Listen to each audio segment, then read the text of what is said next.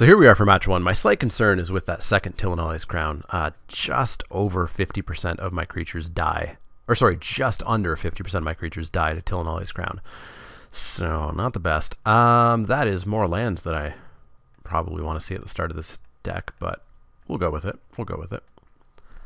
We've got that turn 2 Trailblazer into the turn 3 Brute. So that's going to be 5 power of Menace on turn 3. Mutiny to keep the board slightly clean. Seems good. Don't you dare be a mountain. Thank you. Thank you.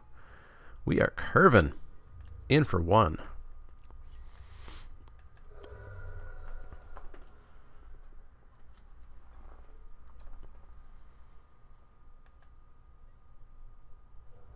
Red-black, you say?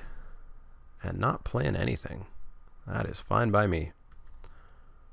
Fine by me.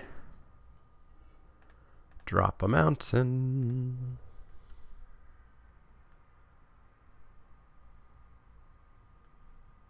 Magic Online's feeling slightly laggy for me. So let's be very careful with the F2 button today. In for one. Get in there. So as you'll see in game 2, I had a couch delivery and I thought I accidentally paused and then unpaused and missed the entirety of game 2. I did do that, in fact, as you'll see. It turns out that I actually missed the majority of game 1 as well. So you guys saw me finishing up on turn 2 there. So I'm going to play through the replay to show you what happened in the rest of game 1.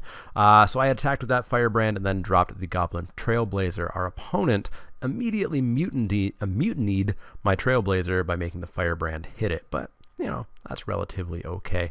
We're going to get in for another point of damage off of this Firebrand. Depending on what we draw here, of course, maybe we get another Firebrand. Who knows?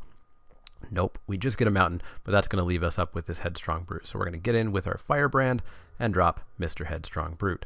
Our opponent is going to drop a Direfleet Neckbreaker. Pretty threatening, but we've got a Mutiny, so basically whatever creature they play, we'll just simply die to that, or not die to, but kill that Neckbreaker. We hit another land, definitely flooding out here, but we do get in for 3 and drop ourselves a Goblin Trailblazer, and that is what we do.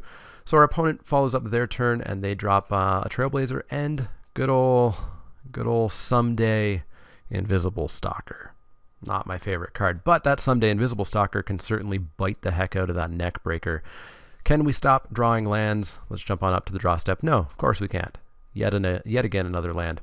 So we're going to Mutiny here to get the Neckbreaker off, and then we can Firebrand to kill the Trailblazer, leaving us with 5 Menace to take them to 9, and that is exactly what we do.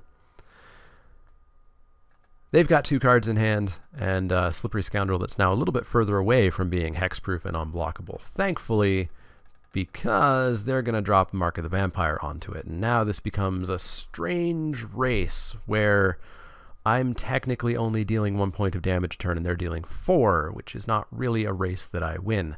They get in for 4, go up to 13. I draw anything to get me out of this. I draw a Firebrand. It's an extra point of damage. Now I'm dealing 2 points of damage to them a turn. Drop it, attack in with the team, pass the turn. They do the same thing, attack back, they go up to 11, I go down to 12. Clearly not a race that I'm going to win, but I can try. But we get a Tillinolly's Crown, so we actually get to double up the damage that Brute is doing. Now we're doing 6, 7, 8, 9. We're doing 9 a turn, which means we're doing 5 a turn after that lifelink, and that's going to keep us in this match. We take them to 2 off of that attack. And they give up. They give up. They realize at that point, even if they attack in with 4 and take me to 8 and go to 6, they still die just off the Brute, and we managed to pull that off.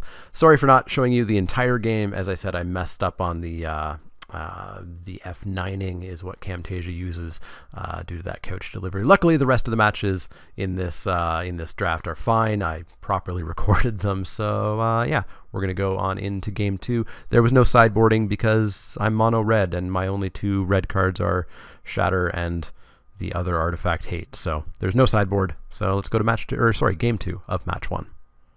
Hey everybody, welcome to round 2, or at least a replay of round 2, because I got a couch delivered and got distracted and forgot to hit continue recording. So we're going to flash through this game relatively quickly if the replay will actually work. We had a crappy 7-hander with 1 land, so we mulled that into another 1-lander. Our opponent also mulled, so we mulled that into a 5-lander. Our opponent also mulled to 5. Our 5-lander was much more keepable with a pair of Goblin Trailblazers. So we followed that up. We scryed a Bonded Horncrest, and we tried to figure out, do we want that on top or do we want it on the bottom? If we don't draw that 4th land, we're not going to get to play it, but if we throw it away, we lose a 5/5, which against their deck is going to do pretty good. So we did keep it on top and kind of figured out how it would go from there. Bear with me while I figure out how these controls work. I think this puts us through to the end of the turn if I click this button. Yes, it does. Cool, so that's going to work out. So they did Daring Buccaneer, revealing a Wily Goblin, which was a weird choice. We top-decked the Bonded Horncrest, which we knew, and played our land. They hit us for 2, and they played a Highland Lake.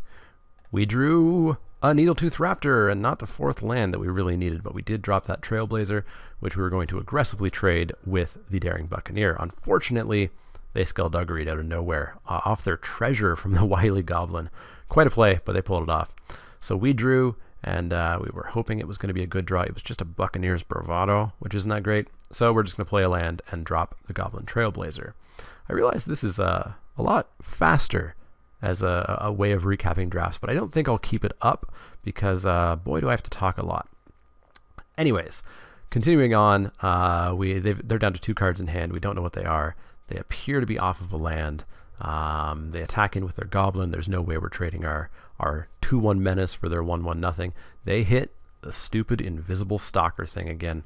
So we go and we draw ourselves a card, and is it the land that we desperately want? It is not. It's a Reckless Rage, though, which is going to work decently with the Raptor and really well with the Bonded Horncrest. So this turn, we're not going to do too much here.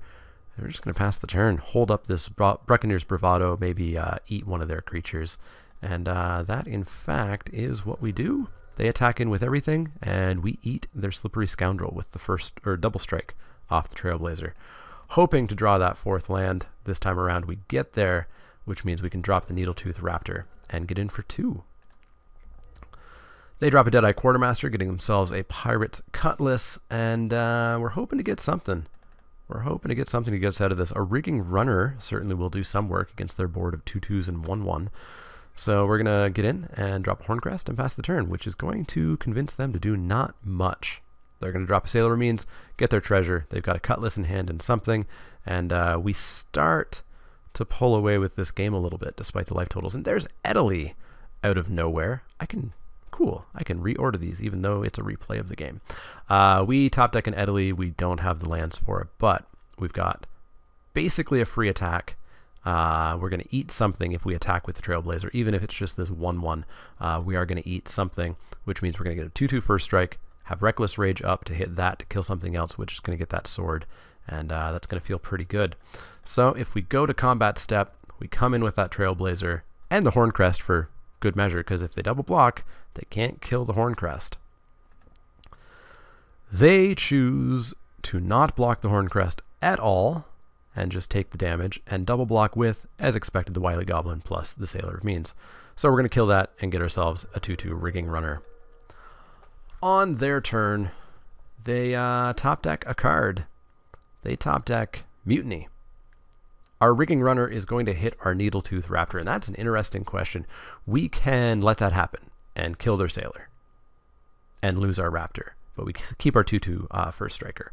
Or we could actually Reckless Rage, hitting the Runner, killing the Sailor, keeping the Needletooth Raptor alive. And so the question really kind of becomes, do we want to keep this alive? Do we want to deal 5 to the Sailor of Means right now and then use the Reckless Rage on the Bonded Horncrest? What do we want to do here? And I eventually decide to just let the Needletooth Raptor die and kill that Sailor, because the 2/2 first striker against these guys is going to be pretty darn good. They then, I assume, get ready to play their Pirate's Cutlass, but they actually crack a treasure instead, and it's not the Cutlass, it's a Mark of the Vampire. And so, of course, Reckless Rage is going to kill that Deadeye Quartermaster and, I believe, end the game? Is this where our opponent gave up? Yes, this is where our opponent gave up because they didn't have much left. They had one card in hand. It was a Pirate's Cutlass. We were coming in for 7 damage next turn, and they were going to have to throw their last creature in hand or on the board. So we won. We won in 2 with mono red. Sorry for not hitting record there. I actually talked through the entire match, so that was fun. But yeah, hopefully you liked this super speedy version of the game. I don't think I'll ever really do this again unless it's by accident. It's not nearly as fun. So see you guys for match 2.